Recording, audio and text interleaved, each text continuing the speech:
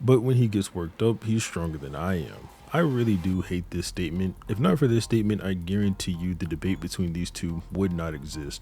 But nonetheless, it does exist. So, Hakari versus Yuta, who would win if the two of them fought?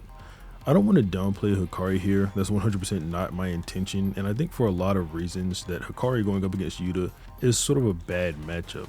But Yuta is like that for a ton of people. His domain is particularly powerful considering the giant arsenal it grants him, even aside from his sure hit, and obviously every fight with Yuta is going to be a 2-on-1 because he always has Rika around. Let's start with the statement that I mentioned earlier. I want to sort of pick this apart because there's context that gets ignored every single time this statement is mentioned. For one, I think it's extremely fair to take into account that Yuta is not one of Hakari's opponents. In the context the statement is made in, they're talking about gathering strong allies in order to help in the culling games because they're short-handed. Yuji asked if Hakari is tough, and that was Yuta's response, essentially assuring Yuji that they'd be gaining a strong ally with Hakari. Now, to quickly address a translation error, the actual wording here is when he's on a roll, he's stronger than me. This obviously is different from Hakari just being worked up and puts an entire new context on the statement. Yuta is saying if Hakari hits multiple jackpots, he's stronger than him. This is not only more believable, but when you consider the time limits of both characters' super abilities, this sort of makes sense. Yuta can fully manifest Rika and maintain a connection through his ring for 5 minutes, while if Hakari gets multiple jackpots, even 2 jackpots, which for the record I do not think is being on a roll, back to back, that grants Hakari 8 minutes and 22 seconds of immortality. Also, like I said, I'm not trying to downplay Hakari here. A guy as strong as Hakari being immortal for 8 minutes or longer is a genuine threat, and it makes sense why Yuta would say someone like that is stronger than him. For all intents and purposes, Hakari and Yuta should be around a similar level of power, with Yuta more than likely being the stronger of the two. This is implied through a number of statements, like Kenjaku calling Hakari, Yuta, and Maki the heavy hitter squad, obviously the Yuta statement I just mentioned about Hakari, and when Gojo says that he only wanted Hakari or Yuta to jump into the fight if he got weakened to around their level. So here you have Hakari, who is essentially a Yuta level combatant, obviously minus Rika and Yuta's other abilities. Think of him like an immortal Yuta that can only punch and kick. I'm pretty much done picking apart the statement for now. It'll likely come up later in the video, but for now, let's talk about the difference in power between these two and where it matters the most. As I mentioned in the last section, Yuta and Hakari are around the same level of power. With that being the case, RCT is obviously necessary in a fight like this, and Hakari takes that category 100% of the time. If he's in jackpot mode, not only is Hakari unkillable for 4 minutes and 11 seconds because of his overpowered reverse curse technique, the conventional ways to kill someone who uses reverse curse technique don't apply to him since he can heal as he breaks. Kashimo tried exploding Hakari's head, to which Hakari just ejected the cursed energy out of his nose and eyes, and when being poisoned, Hakari just healed that away as well. It's also stated by Orame that Hakari's healing speed with RCT surpasses both Gojo's and Sukuna's, so it's pretty hard to argue for Yuta being better in this category, at least in the ways that matter to a fight. Yuta can obviously heal other people with his RCT, and even shown the ability to remove poisons back when he healed Naoya, who had been infected with Choso's blood. But the most notable thing against Hakari that Yuta has is the ability to actually use RCT. Hakari can only use it while he's in jackpot mode, but Yuta can use it whenever he wants, and with his borderline limitless pool of cursed energy, he's going to be hard to put down outside of just cutting him in half like Sukuna did or taking his head off, so the win cons for the two of them are actually pretty similar. A domain clash between Hakari and Yuta can go a number of ways, but it's clear that Hakari is the one more in need of his domain for this fight than Yuta is. Yuta can fight with Rika no matter what, so Hakari is getting virtually jumped all the time. He's going to need to have jackpot in order to fight here. No one realistically thinks Hakari could beat Yuta in base, so I'm going to grant him starting in jackpot, but every 4 minutes and 11 seconds, Hakari is obviously going to need to do his domain again, get lucky, and re-enter the jackpot mode. The domain battle, however, even though I think it is pretty interesting, is not really close at all. Yuta has way too many ways to prevent this from going in Hakari's favor. I do want to note that according to Lightning's translations, both Viz and TCB leave out a piece of information about Hakari's sure hit, saying that it's particularly strong in a domain clash. This doesn't really matter though, as Hakari's sure hit being stronger in a domain clash works out in the favor of the other person fighting him. If you still make Hakari sure hit, then you won't get the necessary information dumped to play the gambling game, and you won't know what's happening. The way to win a clash of domains, according to Gojo, is refinement of a barrier or just more cursed energy. But that's just within the context of clashing domains only. We saw Gojo beat out Sukuna's domain by simply causing Sukuna so much physical harm that the domain collapsed as a result, something that Hakari should be vulnerable to as well, albeit not to the same extent as Sukuna, since Hakari can do pseudo spins in his domain to effectively reset the damage that has been done to him, so he's not as vulnerable to this as Sukuna, but if all the damage is done in one shot, then it won't matter anyway, and that brings us to Yuta. When inside of his domain, Hakari is never in jackpot mode, so any damage Yuta might do is simply permanent unless a jackpot does occur. While clashing domains, it's shown very well in the Gojo and Sukuna fight that the environment of both domains is shown, so imagine a casino that's full of a bunch of swords. For Yuta, aside from having access to all these random curse techniques, including Rika, he can use copied curse techniques without having Rika being fully manifested. This means Hakari can be hit with a simple don't move while inside his domain and have his head cut off. He'd be unable to do renewal or continuation because there's no activating anything after this happens.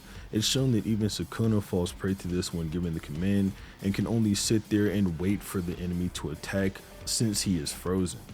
Yuta has a plethora of moves that could probably just one-shot base Hakari. A love beam from Rika is only slightly less powerful than a granite blast from Ryu. Yuta has copied Sukuna's cleave by this point, and Yuta's cleave is even able to damage Sukuna himself, so there'd be no problem at all to cut Hakari's head off whatsoever, or whatever body part Yuta chose to cut off. And then Icebreaker was able to draw blood from Ryu when he was hit in the stomach. This is on top of having Rika there with him to just simply pummel Hakari if need be. I don't imagine Drew Shikigami or Charles Precognition is playing much of a role in this fight, but Yuta also has them to either land more damage on Hakari or simply be able to tell his next move. Even if Yuta doesn't outright kill Hakari, which I think is borderline impossible given all he has to work with, you can't deny he dealt the sufficient damage to collapse someone's domain and simply win, since Hakari has no way to fight without it. Even assuming Hakari has quick recovery on his curse technique burnout, Yuta could hit him with Jacob's ladder and prevent him from using his curse technique at all, thereby preventing Hakari from using his domain expansion. This is all fine and good, but this is assuming Yuta would even use his domain on Hakari in the first place. Given his statement to Yuji and Megami about how if Hakari gets on a roll, he's stronger than he is, it implies Yuta already knows how Hakari's domain and immortality work. If that's to be the case, which I think the implication is pretty clear, then Yuta might just not expand his domain and wait it out. Let Hakari enter jackpot and just expand his domain afterwards. I think the fight would be a little bit harder for him inside the domain if Hakari is fighting in jackpot, because there is good reason to believe that Hakari's jackpot could counter a number of Yuta's abilities. Let's start with Cursed Speech. Since Cursed Speech is countered by covering your ears with cursed energy, Hakari, whose whole body is flooded with so much cursed energy it turns into positive energy to heal him, would always have his ears covered and prevent it from reaching his brain. And we do know Hakari's brain is protected as well, since Kashimo tried to explode Hakari's brain and commented on how he could heal his damaged brain while ejecting the cursed energy from his nose. Jacob's ladder wouldn't work to stop Hakari's jackpot because while he's in jackpot, his curse technique is already burnt out and simply recovers during the jackpot round. Meaning while jackpot is a result or effect of Hakari's curse technique, it's not required to keep the immortality active.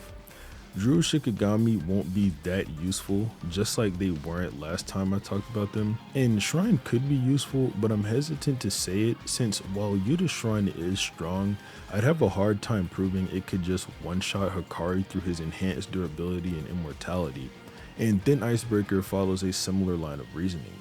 I actually think Precognition would be a big help in a fight against this enhanced Hakari, far more useful than the last scenario I talked about. Since Hakari has already dealt with this ability before, we all know how he would counter it, but that was on a much weaker person than Yuta.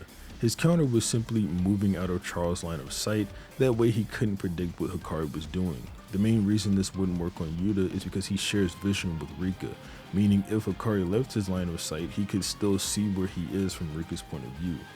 Obviously, granted that him and Rika aren't looking the same way for some weird reason, which most of the time they aren't. Yuta also has two surefire ways to pretty easily win this in this specific scenario that I cooked up. We know that Yuta is able to imbue whatever curse technique he copies into his domain. Putting Shrine in his barrier would effectively turn his domain into Malevolent Shrine, where Hakari is constantly getting slashed, and even though he'd be healing when his immortality is over after 4 minutes and 11 seconds, he'll be vulnerable before expanding his domain again. Hakari was shown to be susceptible to attacks within this extremely brief period of time, like when Kashimo tore the side of his torso out as his round ended. Of course, he could still expand his domain, but Hakari's base durability feats are pretty trash. With Shrine slashing all over his body, he might lose a finger or a hand or a whole arm before he's able to make the necessary signs to even expand his domain. But a better win con than even that is Yuta having Jacob's ladder on Hakari, sort of like what I said before. This would prevent him from using his domain again after his immortality mode is over, and also do damage to him at the same time by burning him.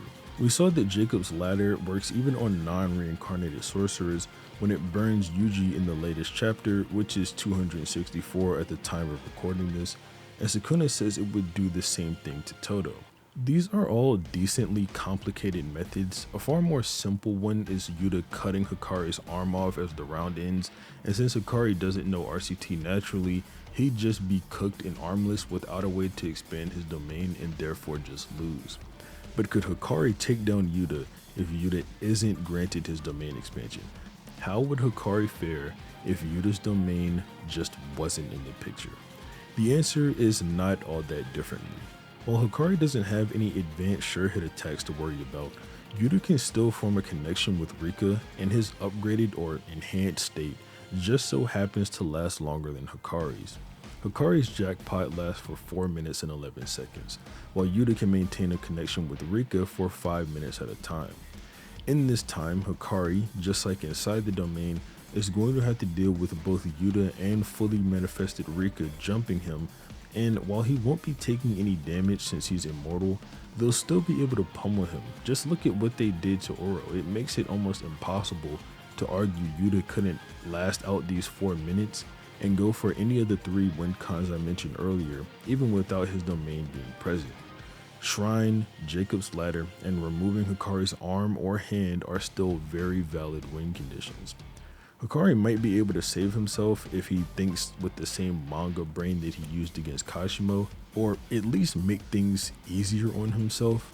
Continuing with the idea that Yuta's domain is unavailable to him, if Hakari can knock Rika away from Yuta, then he could get Yuta inside of his domain and change the coordinates of the barrier to keep Rika away while he fights Yuta inside and tries to hit another jackpot. This could also just be as bad for Hakari as it is good, however, since when Rika was knocked away from Yuta in Sendai Colony, she went crazy and awakened again, gaining her eye.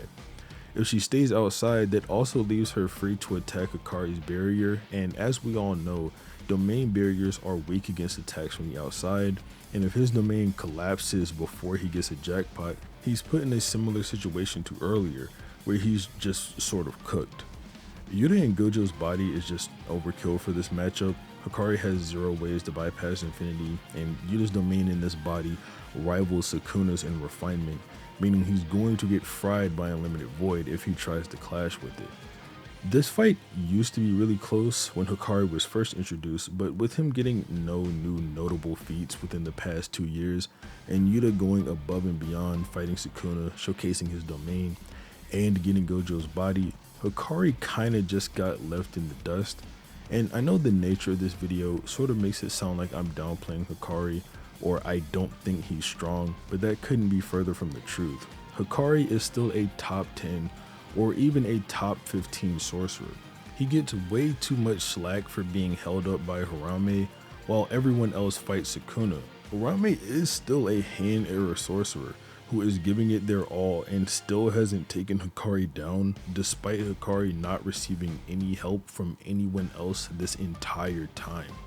Yuta just happens to not only be extremely broken, but just an extremely bad matchup for Hakari in general.